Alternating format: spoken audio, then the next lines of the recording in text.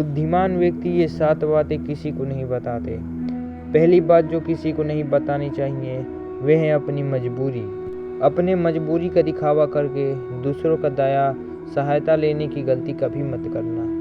हो सकता है आज वह मजबूरी देखकर तुम्हारी सहायता कर दे, लेकिन कल वह तुम्हारा फ़ायदा उठाने से कभी नहीं चूकेगा।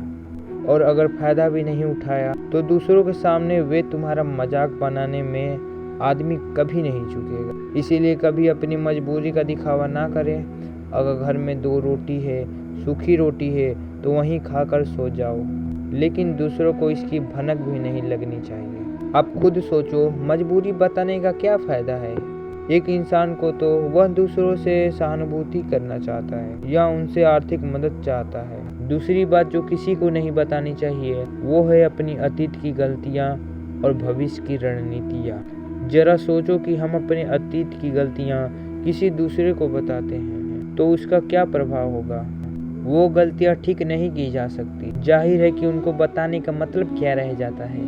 आपने अपने अंधेरे पक्ष को खुद दुनिया को बता रहे हैं, खुद अपनी गलतियाँ दूसरों के सामने बता रहे हो। तीसरी बात जो किसी को नहीं बतानी चाहिए वे हैं अपने घर की बातें। जो भी हमारे घर के अंदर बातचीत होती हैं, हमारे माँ बाप के साथ, हमारे पत्नी के साथ, हमारे बच्चों के साथ, वो बात परिवार तक ही सीमित रहनी चाहिए। क्योंकि अगर आप इन बातों को दूसरों के सामने ढिंढोरा पीटते हो तो दूसरों को आपके घर में घुसने का मौका मिल जाता है और वह इसका फ़ायदा उठाने से कभी नहीं चूकेगा। वह आपके परिवार के सदस्यों को आपसे दूर ले जाने की कोशिश करेंगे। अक्सर ऐसा होता है। हम समाज में देखते हैं कि हम अपने घर के झगड़ों को कम करने के लिए उन झगड़ों को अपने पड़ोसियों और दूसरे संगी संबंधियों को बता देते हैं, लेकिन इससे आपको कभी सहायता नहीं मिली होगी। चौथी बात जो मैं आपको बताने जा रहा हूँ, जो किसी को नहीं बतानी चाहिए, वह सुनने पर बहुत अजीब लग सकती है, लेकिन उसका सत्य भी मैं आपको एक तर्क के माध्यम से दूंगा। मैं कहता हूँ कि आमदनी किसी को मत बताना। अब अपनी आमदनी ना बताने के पीछे क्या कारण हो सकता है? जरा सोचिए कि आप अपनी आमदनी अपने दोस्तों को बता देते हैं तो जब आपके दोस्तों को ज़रूरत पड़ेगी तो वो सिर्फ आपको ही याद करेगा, क्योंकि उनको पता है कि आपकी आमदनी ज़्यादा अच्छी है तो आप भी उनकी मदद कर सकते हैं और इसीलिए ज़्यादा लोग आपसे सहायता मांगेंगे। और जब आप उनकी सहायता नहीं करेंगे तो वो सोचेंगे कि इस आदमी के पास पैसे हैं, मेरी सहायता कर सकता है, लेकिन ये सहायता कर नहीं रहा। इसीलिए आपकी आमदनी आप दोनों दोस्तों के बीच एक झगड़े की कारण हो सकती है। कम आमदनी होगी तो लोग मजाक उड़ाएंगे और ज़्यादा होगी तो सहायता मांगेंगे। तो अपनी आमदनी बताने का कोई मतलब नहीं है। 5वीं बात जो मैं आपको बताने वाला हूँ उसे आप गांठ बांध लेना और किसी को ये बात मत बताना।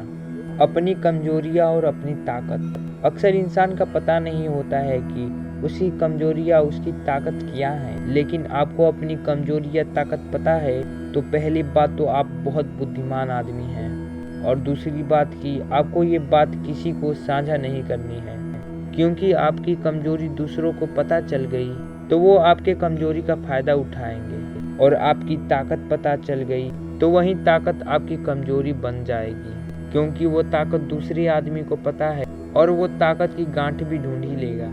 अपनी कमजोरी और अपनी ताकत अपनी पत्नी और अपने पति को भी नहीं बतानी चाहिए, क्योंकि इसके बाद आपको घर में उनसे हमेशा दबकर रहना पड़ेगा। अगली बात जो किसी को नहीं बतानी चाहिए वो हैं अपने मित्र और अपने शत्रु। अगर आप अपने मित्रों के बारे में दूसरे लोगों को बताएंगे तो वो आपके मित्रों के साथ अपनी घनिष्ठता बनाकर आपको धोखा दिला सकते हैं। आपके गहरे मित्रों को आपसे दूर करने का प्रयास कर सकते हैं। अक्सर आम आदमी ऐसा नहीं कर सकता, लेकिन आपके दुश्मन ऐसा करने की कोशिश कर सकते हैं। और दूसरी तरह आपके शत्रु का भी किसी को पता नहीं चलना चाहिए, क्योंकि आज जो आपका मित्र है अगर कल वो आपका दुश्मन हो गया तो वो आपके दुश्मन के साथ मिलकर ही आपको परास्त कर सकता है, आपको धोखा दे सकता है। इसीलिए अपने अच्छे दोस्तों को भी अपने दुश्मन के बारे में कभी मत बताना। अगली और आखिरी बात कहना चाहता हूँ कि जब तुम दान करते हो